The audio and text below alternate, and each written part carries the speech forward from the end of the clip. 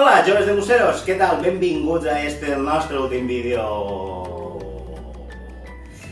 I què vos portem per a despedir-nos? Pues anem a reprendre un poc el tema de la moda i les camisetes.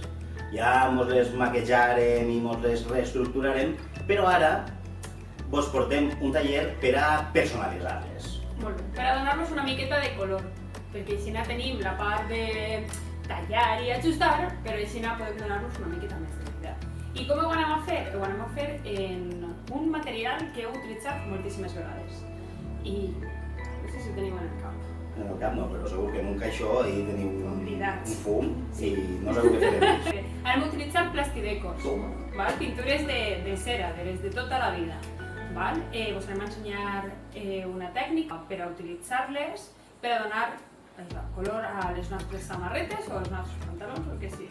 Pues anem allà. Mireu, avui imprimim camisetes en casa. Allí que agua per la planxa. Au.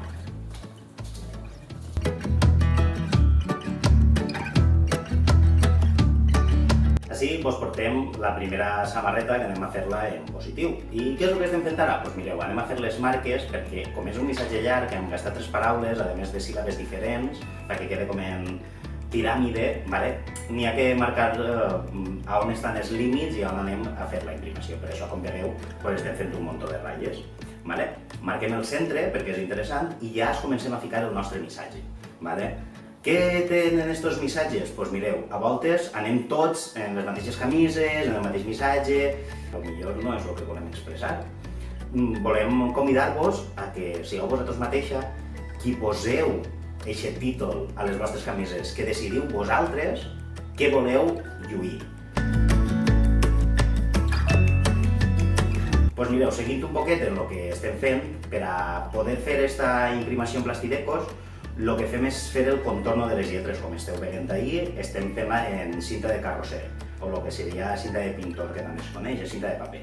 Aneu ficant-los i és interessant trencar trossets xicotets si les lletres les voleu que siguen circulars, així li podeu donar eixa curva, si són molt llargues serien molt quadrades, però això és colors, com veieu la O està feta de molts paperets.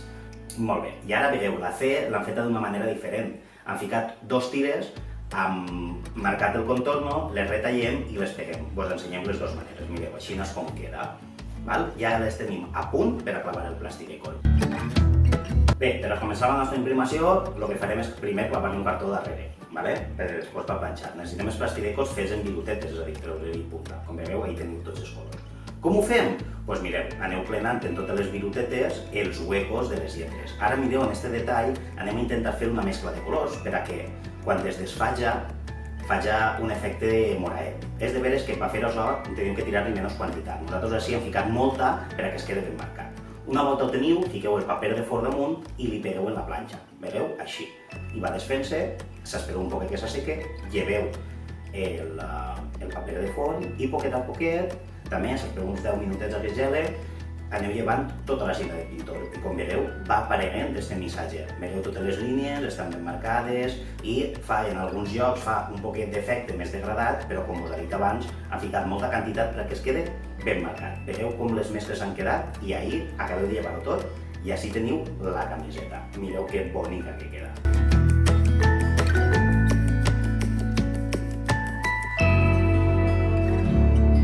Molt bé, xics i xiques, per a fer el disseny del vestit, el que jo he decidit és fer un gat i una lluna. Llavors he fet el dibuix, em disposo a retallar-lo amb el cúter, heu de tindre per favor molta cura amb els dits.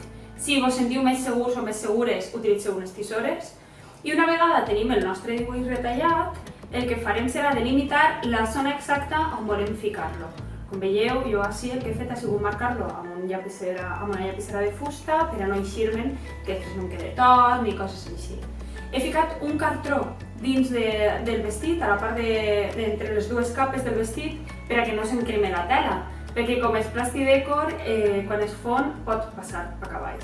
Després el que faig és agafar cinta de carrosser o cinta de pintor i faig uns rotllets, com heu vist així, i el que faig és, bàsicament, emplenar tota la figura. Per què? Perquè aquesta tècnica és en negatiu, és a dir, jo ficaré els colors I després el que faré, que serà quan passi la planxa, com heu vist amb Miquel, el que quedarà en negre, que és el color del meu vestit, és precisament la figura.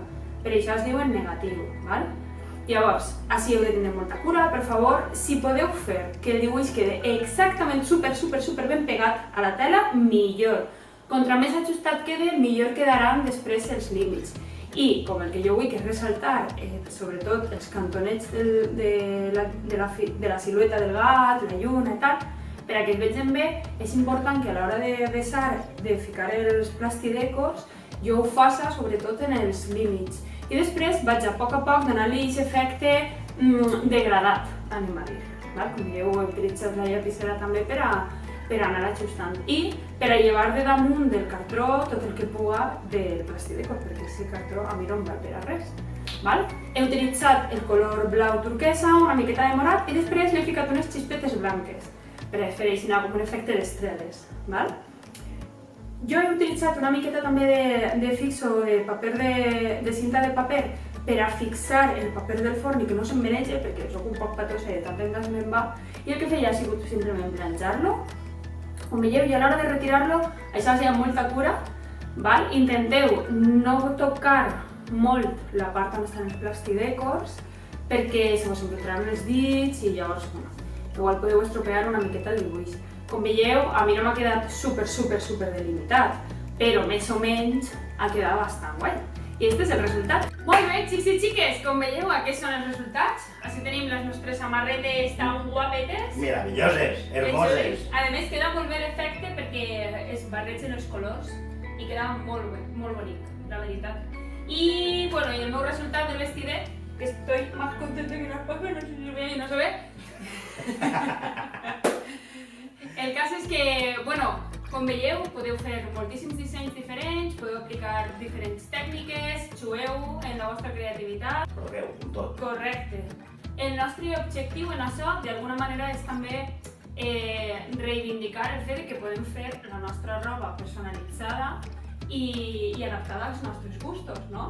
Perquè moltes vegades jo vaig a una tenda i veig una samarreta amb la que penso que m'identifique, no sé, missatges d'estos superbonics o superpositius o d'empoderament. Per exemple, és com quan veus una samarreta que posa feminista i ve d'una marca que el que fa és explotar a les dones en els tallers de treball. Llavors és un poc aquest sentiment, no? Alrededor de dir, m'agrada molt la samarreta, m'identifica amb el missatge, però a què estic contribuint jo amb els meus diners? Que és una cosa també important que heu de començar a saber. Sabeu també que han portat este taller al final de tot, pensant en el final d'estiu, perquè no deixa de ser plàstic el que estem imprimint així i entonces no transpira gens. Llavors una camisa molt decorada d'això. En l'estiu, en juliol, que està cascant ahí com si...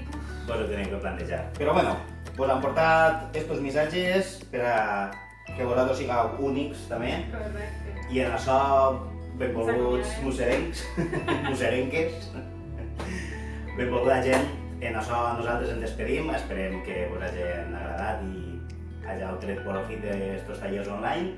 I seguim veient-nos per les xarxes i ha sigut un plaer estar així amb vosaltres. Així que... Moltes gràcies. Fins a sempre. Gràcies. Adéu.